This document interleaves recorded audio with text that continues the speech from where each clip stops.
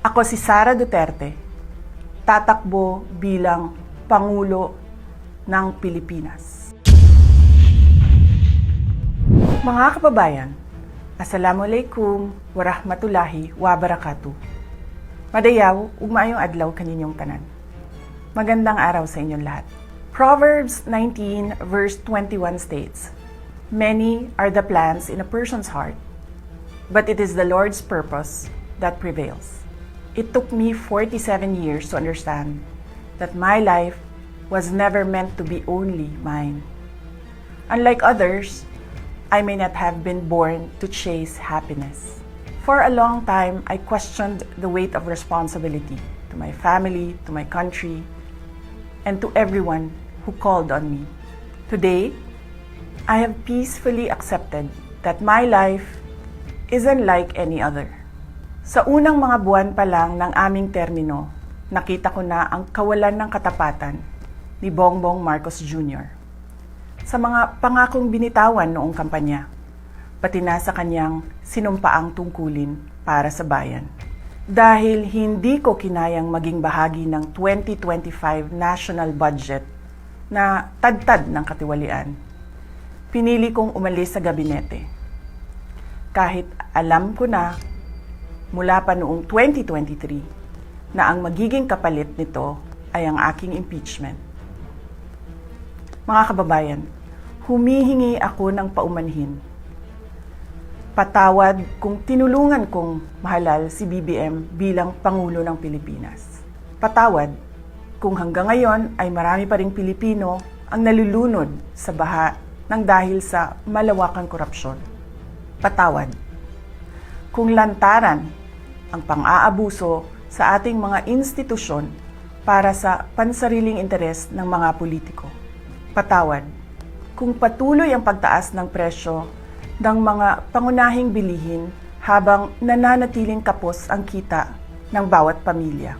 Patawad kung wala man lang tayong tunay na seguridad sa pagkain.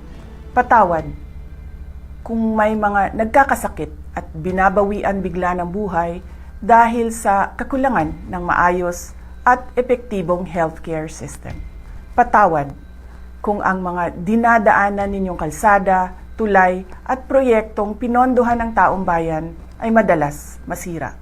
Patawad kung ang krimen, iligal na droga at terorismo ay tila unti-unti nang lumalapit sa pintuan ng ating mga tahanan. At patawad kung wala tayong malinaw at tunay na independent foreign policy. Kung kaya't tila'y tayo'y naiipit sa tunggaliang namamagitan sa mga superpowers tulad ng China at Estados Unidos. Madalas, iniiwasan ng mga politiko ang maagang paghayag ng kanilang mga plano upang hindi sila maging target ng pag-atake. Ngunit matagal nang sinira ng administrasyong ito ang pangalan ko. Matagal na akong inaatake gamit ang buong makinarya ng kapangyarihan. Mula sa mga scripted na investigasyon na ibinalot sa katagang in aid of legislation, sa pagkidnap ng aking ama, hanggang sa mga samut-saring paratang na pilit inuulit-ulit hanggang magmukhang totoo. Marahil ay matagal na rin akong hinatulan sa mata ng iilan. Hindi ako kailanman natakot sa pagsira nila ng pangalan ko. Ngunit may takot ako para sa ating mga anak. May takot ako para sa mga susunod na henerasyon. May takot ako para sa mga kababayan nating walang bahay sa ibang bansa, walang pangalawang pasaporte, walang ibang matatakbuhan kundi ang Pilipinas. Kahit ito'y patuloy na nalulugmok sa kahirapan. Na ako'y kahadlok nga, moabot ang adlaw nga dawato na lang nato ang kapobrehon isip kapalaran. Nga maanad na ta sa sayop, nga mawad-an na lang ta og paglaom. Ug labaw sa tanan na ako'y kahadlok nga moabot ang adlaw nga wala na tay Pilipinas na ikahatag sa atong mga anak. I cannot kneel before each and every Filipino to beg for forgiveness. Instead, I offer my life, my strength, and my future in the service of our nation. Mga kababayan, ibalik natin ang tapang at malasakit. Para sa Diyos, para sa bayan, at para sa bawat pamilyang Pilipino. Ako si Sara Duterte, tatakbo bilang Pangulo ng Pilipinas. Mga kababayan, Assalamualaikum warahmatullahi wabarakatuh. Madayaw, ug maayong adlaw kaninyong tanan. Magandang araw sa inyong lahat. Proverbs 19 verse 21 states, "Many are the plans in a person's heart, but it is the Lord's purpose that prevails." It took me 47 years to understand that my life was never meant to be only mine. Unlike others, I may not have been born to chase happiness. For a long time, I questioned the weight of responsibility to my family, to my country, and to everyone who called on me. Today, I have peacefully accepted that my life is unlike any other. Sa unang mga buwan pa lang ng aming termino, nakita ko na ang kawalan ng katapatan ni Bongbong Marcos Jr. sa mga pangakong binitawan noong kampanya, pati na sa kanyang sinumpaang tungkulin para sa bayan. Dahil hindi ko kinayang maging bahagi ng 2025 national budget na tad-tad ng katiwalian, pinili kong umalis sa gabinete. Kahit alam ko na mula pa noong 2023 na ang magiging kapalit nito ay ang aking impeachment. Mga kababayan, humihingi ako ng paumanhin. Patawad kung tinulungan kong mahalal si BBM bilang Pangulo ng Pilipinas. Patawad kung hanggang ngayon ay marami pa ring Pilipino ang nalulunod sa baha ng dahil sa malawakang korupsyon. Patawad kung lantaran ang pang-aabuso sa ating mga institusyon para sa pansariling interes ng mga politiko. Patawad kung patuloy ang pagtaas ng presyo ng mga pangunahing bilihin habang nananatiling kapos ang kita ng bawat pamilya. Patawad kung wala man lang tayong tunay na seguridad sa pagkain. Patawad kung may mga nagkakasakit at binabawian bigla ng buhay dahil sa kakulangan ng maayos at epektibong healthcare system.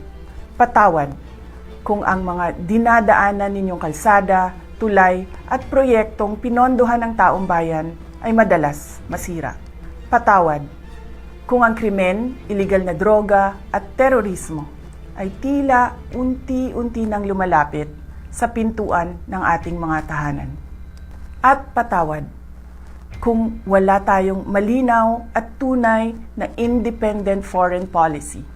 Kung kaya't tila'y tayo'y naiipit sa tunggaliang namamagitan sa mga superpowers tulad ng China at Estados Unidos.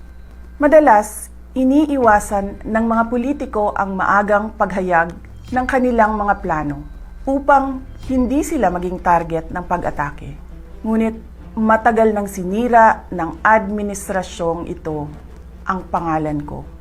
Matagal na akong inaatake gamit ang buong makinarya ng kapangyarihan.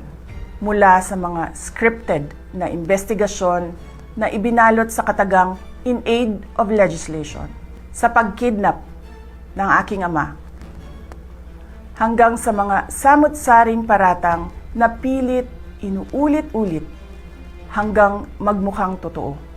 Marahil ay matagal na rin akong hinatulan sa mata ng iilan. Hindi ako kailanman natakot sa pagsira nila ng pangalan ko.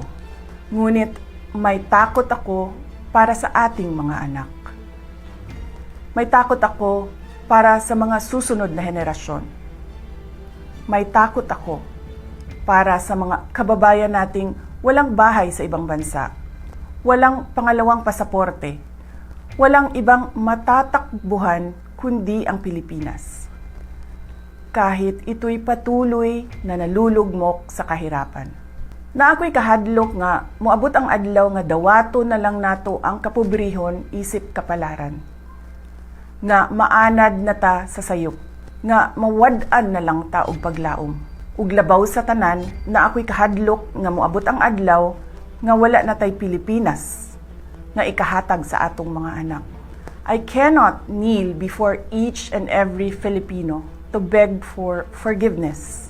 Instead, I offer my life, my strength, and my future in the service of our nation. Mga kababayan, ibalik natin ang tapang at malasakit. Para sa Diyos, para sa bayan, at para sa bawat pamilyang Pilipino.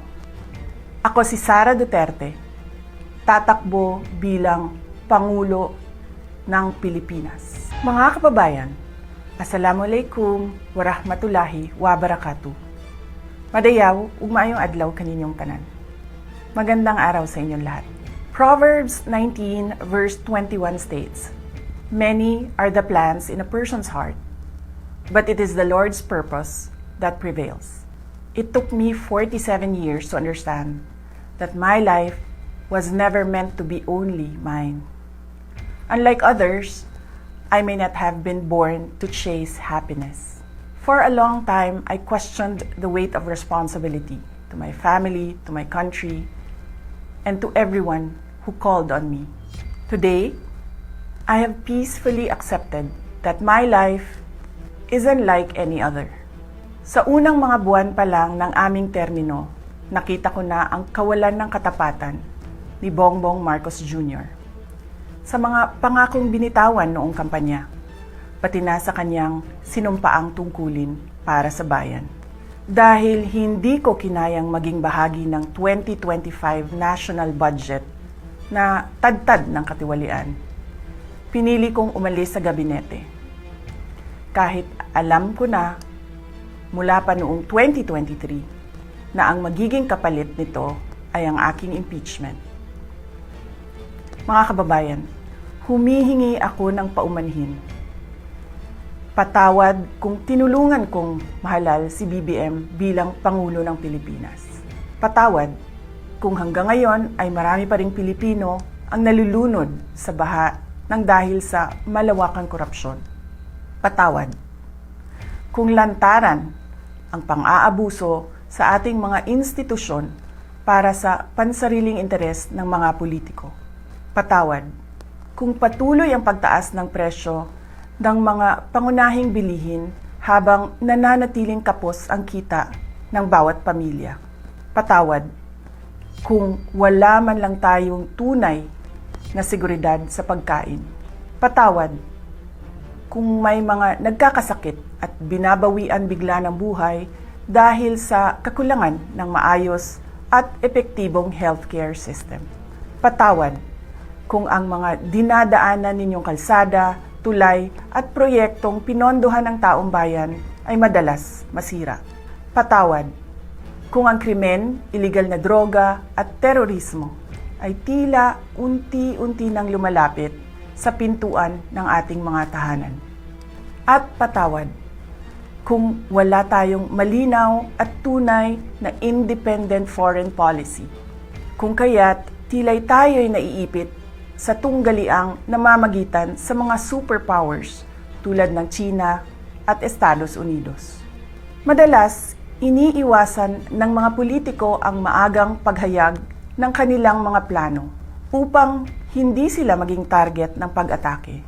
Ngunit matagal nang sinira ng administrasyong ito ang pangalan ko. Matagal na akong inaatake gamit ang buong makinarya ng kapangyarihan. Mula sa mga scripted na investigasyon na ibinalot sa katagang in aid of legislation, sa pagkidnap ng aking ama, hanggang sa mga samut-saring paratang na pilit inuulit-ulit hanggang magmukhang totoo. Marahil ay matagal na rin akong hinatulan sa mata ng iilan. Hindi ako kailanman natakot sa pagsira nila ng pangalan ko. Ngunit may takot ako para sa ating mga anak. May takot ako para sa mga susunod na henerasyon. May takot ako para sa mga kababayan nating walang bahay sa ibang bansa, walang pangalawang pasaporte, walang ibang matatakbuhan kundi ang Pilipinas. Kahit ito'y patuloy na nalulugmok sa kahirapan. Na ako'y kahadlok nga, moabot ang adlaw nga dawato na lang nato ang kapobrehon isip kapalaran. Nga maanad na ta sa sayop, nga mawad-an na lang ta og paglaom. Ug labaw sa tanan, na ako'y kahadlok nga moabot ang adlaw nga wala na tay Pilipinas nga ikahatag sa atong mga anak. I cannot kneel before each and every Filipino to beg for forgiveness. Instead, I offer my life, my strength, and my future in the service of our nation. Mga kababayan, ibalik natin ang tapang at malasakit. Para sa Diyos, para sa bayan, at para sa bawat pamilyang Pilipino. Ako si Sara Duterte, tatakbo bilang Pangulo ng Pilipinas. Mga kababayan, Assalamualaikum warahmatullahi wabarakatuh. Madayaw, ug maayong adlaw kaninyong tanan. Magandang araw sa inyong lahat. Proverbs 19 verse 21 states, "Many are the plans in a person's heart, but it is the Lord's purpose that prevails." It took me 47 years to understand that my life was never meant to be only mine. Unlike others, I may not have been born to chase happiness. For a long time, I questioned the weight of responsibility to my family, to my country, and to everyone who called on me. Today, I have peacefully accepted that my life isn't like any other. Sa unang mga buwan pa lang ng aming termino, nakita ko na ang kawalan ng katapatan ni Bongbong Marcos Jr. sa mga pangakong binitawan noong kampanya, pati na sa kanyang sinumpaang tungkulin para sa bayan. Dahil hindi ko kinayang maging bahagi ng 2025 national budget na tadtad ng katiwalian, pinili kong umalis sa gabinete. Kahit alam ko na mula pa noong 2023 na ang magiging kapalit nito ay ang aking impeachment. Mga kababayan, humihingi ako ng paumanhin. Patawad kung tinulungan kong mahalal si BBM bilang Pangulo ng Pilipinas.